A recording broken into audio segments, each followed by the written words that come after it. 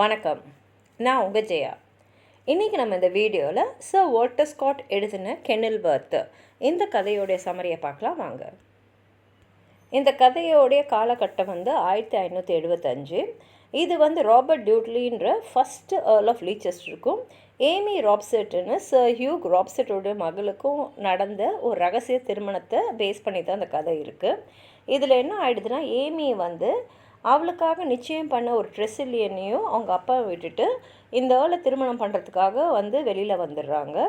ஏமிக்கு அவங்க கணவர்னால் ரொம்ப பிடிக்கும். அதே மாதிரி ஏர்லுக்கும் ஏமின்னா ரொம்ப பிடிக்கும். ஆனால் ஏர்லுக்கு என்னென்னா, நம்ம இன்னும் நம்ம பதவி மேலே ஏறிக்கிட்டே போகணும், நம்ம ராணியோட அன்பை பெறணும் அப்படின்ற ஆசையெல்லாம் இருக்குது.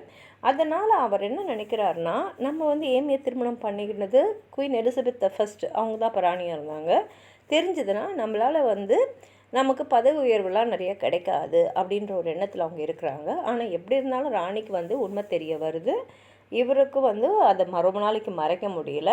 ஆனால் என்னன்னா, இது ஏமியை ஏர்லோடைய ஸ்டூவர்டான வார்னி கொன்னுட்டு அப்புறம்தான் எல்லாருக்கும் உண்மை தெரிய வருது. அதனால் ஒரு பயணம் எல்லாம் முடிஞ்சிடுது. கதையை பார்க்கலாம் வாங்க.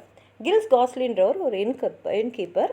அவர் அவரோட நெவ்யூவான மைக்கேல் லம்பர்னியை ஃப்ளாண்டர்ஸ்லேருந்து வந்துட்டுருக்காரு. அவர் வரவேற்கிறாரு. அதே சமயத்தில் அவர் ஒரு கார்னிஷ்மேன், ஒரு ட்ரெஸ்ஸிலியனையும் அவங்கள அழைக்கிறாரு. எல்லோரும் ஒரு சின்ன பார்ட்டி மாதிரி இருந்து அதில் குடிச்சுட்டு இருக்காங்க. அப்போ லம்பர்னி சொல்கிறாரு, அங்கே ஃபாஸ்டருடைய சார்ஜில் கியூம்னர் பிளேஸில் அது ஆக்சுவலாக பார்த்திங்கன்னா லீச்செஸ்டர், ஏர்ல் ஆஃப் லீச்செஸ்டருடைய இடம்.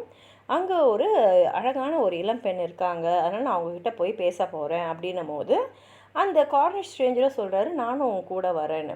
அங்கே வந்துட்டு அப்புறம் தான் ட்ரெஸ்ஸில் எனக்கு தெரிய வருது அந்த லேடி யாருன்னா அவருடைய லேடி லவ்வான ஏமின்னு. அவங்கள எப்படியாவது வீட்டுக்கு தூக்கின்னு போகலான்னு பார்க்கும் போது ஏமி அவங்களோட வரத்துக்கு மறுத்துடுறாங்க, முடியாது அப்படின்னு சொல்லும் போது அவரால் அவங்கள வற்புறுத்தி ஆக்ஷனே போட முடியல. ஏன்னா ஏர்லோட ஸ்கொயரான ரிச்சர்ட் வார்னி அங்கே வந்துடுறாரு. அவரோட சண்டை போடுறாரு. வார்னியை அவர் கொன்று இருப்பார். ஆனால் என்ன ஆகிடுதுன்னா, லம்பர்னி தடுத்துறாரு சண்டையை. இப்போ ஏமி தனியாக இருக்கும்போது அவங்க ரகசியமாக கல்யாணம் பண்ணிக்கிட்டாங்களா அதில் அவர் அவங்களுக்கு நிறைய காஸ்ட்லியான ப்ரெசன்ஸ்லாம் கொடுக்குறாரு. ஆனால் அவங்க என்ன சொல்கிறாங்கன்னா, முதல்ல நம்ம திருமணத்தை பற்றி எங்கள் அப்பா கிட்ட சொல்லிடலாம், அது எனக்கு மனசு திருப்தியாக இருக்கும் போது அவர் என்ன சொல்கிறாருன்னா, இல்லை ராணியோட கோபத்துக்கு நாளாக ஆக வேண்டியிருக்கும், அதனால் கொஞ்ச நாள் பொறுத்துட்டு இருக்கு அப்படின்னு சொல்லிகிட்டு இருக்காரு. அப்போது என்ன ஆகிடுதுன்னா, இந்த மாதிரி இந்த விஷயம் இங்கே ட்ரெஸ்ஸினுக்கும் தெரிஞ்சிடுச்சு அப்படின்றதையும் விஷயம் சொல்லிடுறாங்க. அதே சமயத்தில் இந்த ஸ்கொயரும் வார்னி இருக்கார் இல்லையா, அவரும் ஏமிக்காக சண்டை போட்ட விஷயம்லாம் தெரிஞ்சிடுது. அதே சமயத்தில் பார்த்திங்கன்னா ட்ரெஸ்ஸிலினும் கடகடன் போய் ஏமியோட அப்பாவான சர் ஹியூகட் ரோப்செட் கிட்ட இந்த மாதிரி உங்கள் பொண்ணை நான் அந்த இடத்துல பார்த்தேன், நம்ம ராணி கிட்ட சொன்னால் உங்கள் பொண்ணை உங்களோட அனுப்பிவிட்ருவாங்க, என்னுடைய திருமணமும் நடந்துடும் அப்படின்னு அவங்க போய் சொல்கிறாங்க. சரின்னு சொல்லிவிட்டு நம்ம ராணிக்கிட்ட போய் நம்மளுடைய மனுவை கொடுக்கலான்னு வராங்க. இப்போ இங்கே என்ன ஆகிடுதுன்னா, லண்டனுக்கு திரும்பி ட்ரெஸ்லினுடைய வேலையாளான வேலன் ஸ்மித் அவர் ஏர்ல் ஆஃப் சசெக் ஒரு டிசீஸ் வருது, ஒரு நோய் வருது, அதை அவர் சரி பண்ணுறாரு. அப்போ தான் வால்டர் ரேலேன்னு இவங்க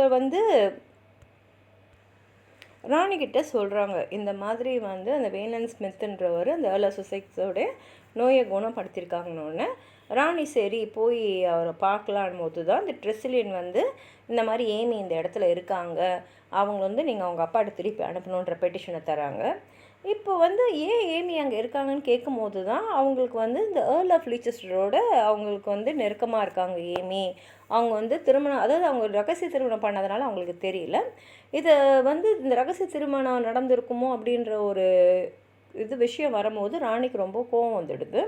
ஆனால் வார்னி அங்கே சொல்லிடுறான், இல்லை ஏமி என்னோட மனைவி, அதனால் இதில் லீச்செஸ்டருக்கும் இதுக்கும் ஒன்றும் சம்மந்தம் இல்லைன்னொன்னே ஒரு ராணிக்கு நம்பிக்கை வந்துடுது, இல்லை நம்ம ஏர்ல் எந்த தப்பும் செய்யலை அப்படின்னு. அதே சமயத்தில் இந்த ட்ரெஸ்லினோட சர்வெண்ட் என்ன பண்ணுறாங்கன்னா, ஏமியை பார்க்க வராங்க.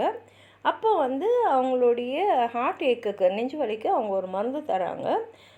கொடுத்துட்டு அந்த ஏமியோட கூட ஒரு அட்டெண்டன்ட் ஜானட்னு இருக்காங்க. அவங்கக்கிட்ட சொல்கிறாங்க, எதுக்கும் நீ வந்து இவங்கள பார்த்துக்கோ. அது ஒரு ஹிண்ட் மாதிரி கொடுக்குறாங்க. இவங்களுக்கு விஷம் வச்சு கொல்ல வைக்கிறதுக்கு முயற்சிகள் நடக்கலாம் அப்படின்னு ஒரு ஹிண்ட் மாதிரி கொடுத்துட்டு போயிடுறாரு. அதே சமயத்தில் வந்து லீச்செஸ்டர் வந்து ராணிக்கு வந்து வரவேற்கிறதுக்காக கெனில்வர்த்தில் எல்லா ஏற்பாடும் பண்ணுறாங்க. அந்த இடத்துல தான் வந்து ராணி வந்து வார்னிக்கிட்ட சொல்லியிருக்காங்க, உன் மனைவி தானே ஏமி, அவங்கள நான் பார்க்கணும், அவங்கள உடனே அழைச்சின்வான்னு சொன்ன உடனே சரின்னு சொல்லிட்டு வார்னியும் வந்து ஒரு லெட்டர் எடுத்துக்கிட்டு போகிறாரு. இப்போ அவருடைய எண்ணம் என்னென்னா, ஏமி கிட்ட வந்து நீ என்னோடய மனைவியை வந்து ராணிக்கிட்ட வந்து அறிமுகப்படுத்திக்கணும் அப்படின்னு. ஆனால் ஏமி வந்து இல்லை அந்த மாதிரிலாம் நான் எதுவும் செய்ய முடியாது அப்படின்னு சொல்லிட்டு அவங்க என்ன பண்ணிடுறாங்கன்னா, அவங்க வந்து அங்கேருந்து தப்பிச்சிடுறாங்க, அவங்க கூட இருக்கிற அவங்களோட சேர்ந்து. இப்போ அவங்களும் கெனில்வர்த்தை நோக்கி வராங்க. அவங்கள ஆக்ஷன் வருது வேலன் ஸ்மித்து தான். இப்போ வந்து அக்கா தங்கையாக வந்து அவங்க வந்து எல்லாருக்கும் நடுவில் புறப்பட்டு இங்கே வந்துட்டு எப்படியோ வந்து காசலுக்கு வாங்குகிறாங்க. அங்கே டிக்கி ஸ்லட்ஜுன்றவர் வந்து சரி கோட்டியாட்டுக்கு போங்க அப்படின்னோடனே அங்கே ஏமியை வந்து பார்க்குறாங்க. அவங்க வந்து ஒரு அட்டெண்டன்ட் இருக்கார், அவருக்கு வந்து ஒரு நோட் இருக்குது ஏர்ல் கையில் கொடுக்கறது. ஆனால் வந்து இங்கே வந்து பார்த்தா ட்ரெஸ்ஸிலினும் அங்கே வந்துடுறாரு. இப்போ என்ன பண்ணுறதுன்னே தெரியல. சரின்னு சொல்லிவிட்டு, ஏன்னா இவங்க என்ன நினச்சாங்கன்னா, ஒரு 24 ஹவருக்காவது அவரை பார்க்காம இருந்தால் நம்ம அதுக்குள்ளே எல்லா விஷயத்தையும் வந்து தெளிவுபடுத்திடலான்னு. அதே நேரத்தில் எலிசபெத்தும் அங்கே வந்துடுறாங்க. அவங்க வந்த உடனே அவங்களுக்காக நிறைய என்டர்டெயின்மெண்ட்ஸ்லாம் நடந்துக்கிட்டே இருக்குது. அப்போ தான் வந்து ராணி கேட்குறாங்க, வார்னியோட மனைவியை நான் பார்க்கணுன்னு சொல்லியிருந்தேனே எங்கேன்னு போது இப்போ வார்னி வந்து ஒழிஞ்சிக்கிறாங்க, ஏன்னா அங்கே ட்ரெஸ்லேனும் இருக்கிறதுனால. இப்போ என்ன ஆகிடுதுன்னா, வார்னி வந்து இல்லை அவங்க ரொம்ப உடம்பு சரியில்லாமல் இருக்கிறதுனால அவங்கள அழைச்சின்னு வர முடியல அப்படின்னு சொல்லிடுறாங்க. ஆனால் வந்து ட்ரெஸ்ஸில் என்ன சொல்கிறாருன்னா, நான் இன்னும் 24 ஹவருக்குள்ளே நான் வந்து சொன்னது தான் வந்து ப்ரூவ் பண்ணலைன்னா என் தலையை கூட நீங்கள் வாங்கிக்குங்க அப்படின்னு சொல்லிடுறாங்க. அதே சமயத்தில் சரின்னு சொல்லிட்டு எல்லா விஷயமும் போயின்ட்டுருக்கு. இப்போ என்ன ஆகிடுதுன்னா, ஏமி வந்து வேலன் ஸ்மித் கையில் ஒரு நோட் எழுதி அமைச்சிருப்பாங்க ஏர்லுக்கு. ஆனால் ஏர்ல் வந்து அந்த நோட்டை தொலைச்சிடுவார். அதனால ஏமி வந்து காத்துருந்துட்டு சரின்னு சொல்லிட்டு அவங்க வந்து இன்னொரு வழியாக வந்து அந்த தோட்டத்துக்குள்ளே வந்துடுறாங்க. அங்கே அவங்க வந்து எலிசபெத்தை பார்க்குறாங்க. எலிசபெத் வந்து இவங்க தான் அதுவான் போது என்ன ஆகிடுதுன்னா, அவங்க வந்து ஏமி வந்து அவங்க காலில் விழுந்துட்டு இந்த மாதிரி வார்னிக்கிட்ட என்னை காப்பாற்றுங்க, ஏன்னா வந்து அவர் என்னுடைய கணவர் இல்லை, எல்லா விஷயமும் ஏர்ல் ஆஃப் லீச்செஸ்டருக்கு தெரியும்னு சொல்லி முடிச்சிடுறாங்க. உடனே ஏர்லை வந்து கூப்பிடுங்க அப்படின்னு வந்து சொல்லிடுறாங்க. ஏன்னா வந்து இப்போ ஏர்ல் வரலன்னா அவருக்கு தண்டனையாக அவரை வந்து டவர், அது வந்து கொடுமையான ஒரு தண்டனை, அவர் அங்கே போட வேண்டிய நிலைமைக்கு வந்துடும். ஆனால் ஏமி வந்து இல்லைன்னு சொல்லிவிட்டு அவங்க வார்த்தைகளை திருப்பி வாங்கிக்கிறாங்க. இப்போ என்ன ஆகிடும்னா, வார்னி அங்கே வராரு. வந்துட்டு அவர் என்ன சொல்லிடுறாருன்னா, என் மனைவிக்கு வந்து ஒரு மனநோய் இருக்குது, அதுக்கு ட்ரீட்மெண்ட் ஸ்பெஷல் ட்ரீட்மெண்ட் நடந்துட்டுருக்கு, அதனால தான் அவங்க இந்த மாதிரி சொல்லிட்டாங்கன்னு சொல்லிட்டு போது சரின்னு சொல்லிவிட்டு லீச்செஸ்டரை உடனே எப்படியும் அழைச்சின்னு வந்துடுங்க அப்படின்னு சொல்லும் போது, நான் வந்து கண்டுபிடிக்கிறேன் இந்த மாதிரி வந்து என்ன ஆச்சு அப்படின்றதெல்லாம் வந்து அவங்க கேட்டுன்னே இருக்கும் போது லீச்செஸ்டர்கிட்ட ஏமி பேசுகிறாங்க. அவங்க என்ன சொல்கிறாங்கன்னா, நம்ம கல்யாணத்தை வந்து எலிசபெத் ராணிக்கிட்ட சொல்லிவிடுங்க, ஆனால் வந்து அவங்க என்ன சொல்கிறாங்கன்னா, என்னால் வந்து உங்களுடைய பிரகாசமான எதிர்காலம் வந்து பாழாக்காது, அதுக்கு நான் வந்து பார்த்துக்குறேன் அப்படின்னு சொல்லும் போது லீச்செஸ்டருக்கு வந்து அப்போ கூட வந்து ராணிக்கிட்ட போய் உண்மையை சொல்கிற அளவுக்கு மனசு வரவே இல்லை.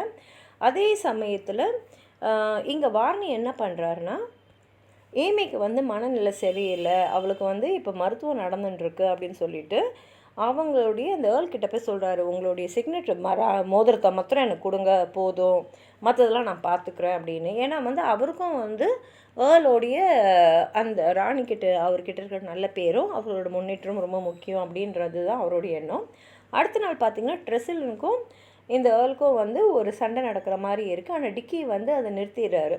ஏன்னா வந்து அவர் இப்போ வந்து அந்த கவுண்டஸோட நோட்டை கொடுக்குறாரு. அதில் வந்து அவங்களுக்கு எந்த தப்பும் அவங்க செய்யலை அப்படின்னு சொல்லும் போது தான் ரீச்செஸ்டருக்கு மனசு மாறிட்டு, ஆமாம் ஏமி தான் என் மனைவி அப்படின்றத அவர் வந்து ராணிக்கிட்ட சொல்லிடுறாரு. ராணிக்கு வந்து அவருடைய இந்த ரகசிய திருமணம் பிடிக்கலனாலும் அவங்க என்ன பண்ணிடுறாங்கன்னா, சரி போயிட்டு எல்லாரும் வந்து என்கிட்ட நேரடியாக வந்து சொல்லுங்கன்னு சொன்ன உடனே அவங்க வந்து சரி போய் நம்ம வந்து அவளை அழைச்சின்னு வந்துடலாம் அப்படின்னு போகிறாங்க. ஆனால் வார்னி வந்து அந்த இன்ஸ்ட்ரக்ஷன்ஸில் எடுத்துன்னு வர மெசஞ்சரை வந்து கொன்னுடுறாரு. அதுக்கப்புறம் வந்து ஏமியை வந்து ஃபாஸ்டர் கையில் சொல்லி ஒரு பெரிய இடத்துல வந்து உயரமான ஒரு இடத்துல நிறைய படிக்கட்டு ஏறி போகணும். அந்த அறையில் அதுக்கு வெளியில் பார்த்தீங்கன்னா ஒரு உடன் பிரிட்ஜ் மாதிரி இருக்கும், அந்த மாதிரி இடத்துல அவளை வச்சுட்ருங்க அப்படின்னு சொல்லிடுறாங்க. அன்றைக்கி ராத்திரி என்ன ஆகிடுதுன்னா, ஒரு சாயங்கால வேளையில் குதிரை வர சத்தம் கேட்குது. அந்த சத்தம் வரும்போது ஒரு விசிலும் வருது. அது வந்து ஏர்ல் வந்து வர்றதுக்கான ஒரு சிக்னேச்சர். இது ஏமி கேட்டோன்னா அவங்களுக்கு ரொம்ப சந்தோஷமாகிடுது. அவங்க என்ன பண்ணிடுறாங்கன்னா, அந்த ரூம்லேருந்து வெளியில் வந்து அந்த பிரிட்ஜ் மேலே காலை வைக்கிறாங்க, கடை நடக்க ஆரம்பிக்கிறாங்க. ஆனால் அந்த பிரிட்ஜுக்கு நடுவில் வரும்போது பார்த்தீங்கன்னா, நடுவில் வந்து அது வந்து கொஞ்சம் உடைக்கப்பட்டிருக்கு. அதாவது அது மேலே நடந்தால் கீழே விழணும். அது வந்து எப்படி கட்டப்பட்டிருந்ததோ அந்த இடத்துல வந்து நடுவில் வந்துட்டு அவங்க மேலேருந்து கீழே விழுந்து இறந்துடுறாங்க. அதே சமயத்தில் அவங்கள அழைச்சின்னு போயிட்டு அந்த இடத்துல வச்சவரும் என்ன பண்ணிடுறாரு, தனக்குத்தானே வந்து பாய்சன் குடிச்சிடுறாரு. ஏன்னா இது வெளியில் தெரிஞ்சால் எப்படி இருந்தாலும் நம்ம பயங்கரமான ஒரு கொடுமையான சாவை சந்திப்போன்றதுனால தான் அவருடைய எலும்பு கூடலாம் வந்து நிறைய வருஷத்துக்கு அப்புறம் தான் ஒரு ரகசியமான அறையில் அவருக்கு கொடுக்கப்பட்ட பணத்தோடு வந்து கண்டுபிடிக்கப்பட்டுச்சு. இப்போ ஏமி இறந்துட்டாங்கன்றது செய்தி வந்து கெனில்வர்த்துக்கு வருது. லீச்செஸ்டர் வந்து கோர்ட்டுக்கு வந்துடுறாரு. அவர் அதுக்கப்புறம் வந்து சர் ஹியூக் ராப்செட், அவர் தான் ஏமியோட அப்பா. அவரும் கொஞ்சம் காலத்துலேயே இறந்துடுறாரு. அவர் வந்து அவருடைய எஸ்டேட்டெல்லாம் வந்து அவர் யாருக்கு ஏமியை திருமணம் பண்ணணும்னு நினச்சோமோ அந்த ட்ரெஸிலியனுக்கே கொடுத்துட்றாரு. லீச்செஸ்டர் வந்து இதை பற்றி வந்து என்கொயரி பண்ணணும் அப்படின்னு சொல்கிறாரு. ஆனால் ஜூரி என்ன சொல்லிடுறாங்கன்னா, ஏமியோட சாவு வந்து ஒரு ஆக்சிடெண்ட் தான். ஒரு வேளை வந்து அவங்க தனியாக ஒரு ரூமில் இருந்தாங்க. அந்த ரூம்லேருந்து அந்த படிக்கட்டு வந்து ரொம்ப நிறைய படிக்கட்டு இருக்கு இல்லையா, அந்த படிக்கட்டில் அவங்க கீழே விழுந்து அவங்க தலையில் 2 இடத்துலையும் கழுத்தும் உடஞ்சி இறந்துருக்கலாம் அப்படின்ற ஒரு முடிவுக்கு தான் வராங்க. ஆனால் வந்து நிறைய பேருக்கு என்ன சந்தேகம்னா, லீச்செஸ்டர் தான் ராணியை கல்யாணம் பண்ணிக்கிறதுக்காக ஏமியோடைய மரணத்துக்கு அவர் தான் வழிவகுத்திருப்பார் அப்படின்ற சந்தேகத்தோடு நிறைய பேர் இருக்கிற மாதிரி இந்த கதை வந்து முடியுது. உங்களுக்கு வந்து எதாவது சொல்லணும்னு நினச்சிங்கன்னா கீழே இருக்கிற கமெண்ட் பாக்ஸில் எழுதுங்க. இந்த வீடியோவை லைக் பண்ணுங்கள், உங்கள் ஃப்ரெண்ட்ஸோடு ஷேர் பண்ணுங்கள். சப்ஸ்கிரைப் பண்ணாதவங்களாம் ப்ளீஸ் சப்ஸ்கிரைப் பண்ணி சப்போர்ட் பண்ணுங்கள். நன்றி.